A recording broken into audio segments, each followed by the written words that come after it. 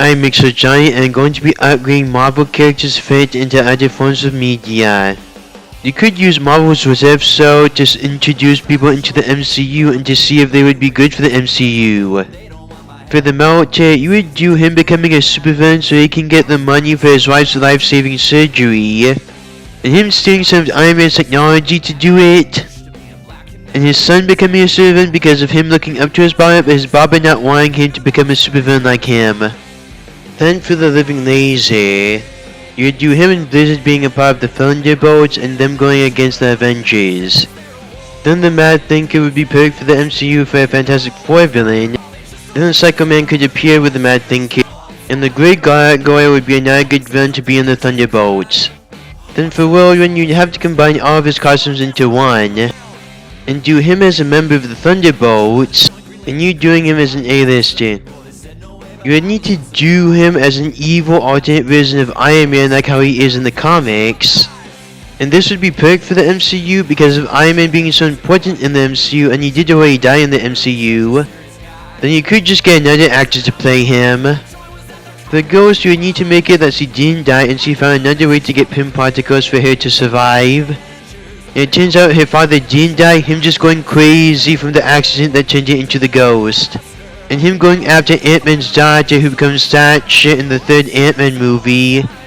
Egghead is Ant-Man's arch nemesis, so you really should turn him into an A-list event, and the MCU is the perfect way to do it.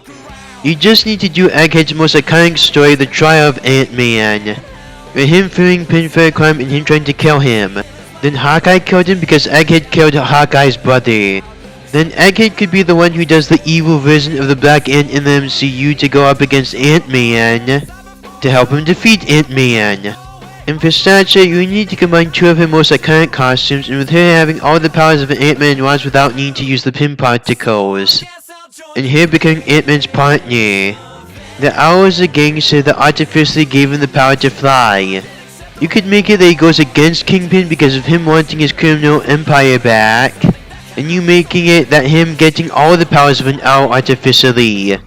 Mr. Fear infected Daredevil's wife with fear gas, and made her go crazy because of it. You could make it that in the MCU, him doing it to Elektra, and him wanting to strike fear into the man without fear.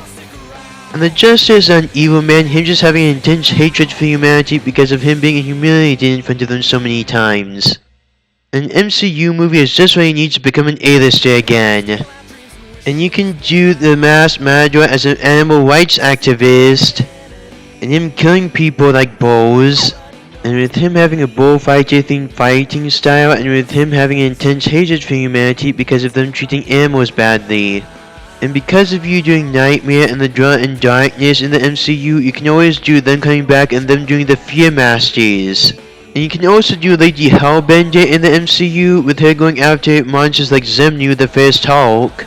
It is good her having a romance with Amadeus So's version of the Hulk, and her wanting to protect monsters by collecting monsters.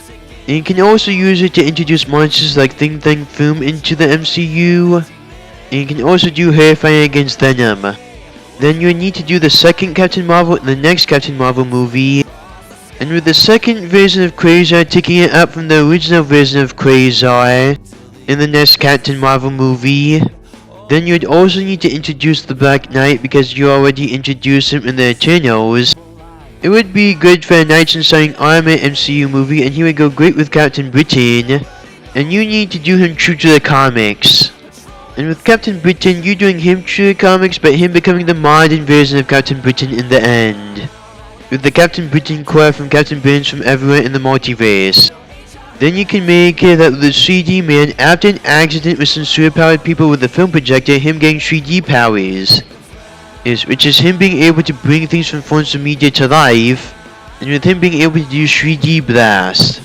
Then you'd also need to change his costume to him having a trench coat and hat, and 3D glasses, and with his color scheme having red, blue, yellow, and green, because of it being all the colors of 3D.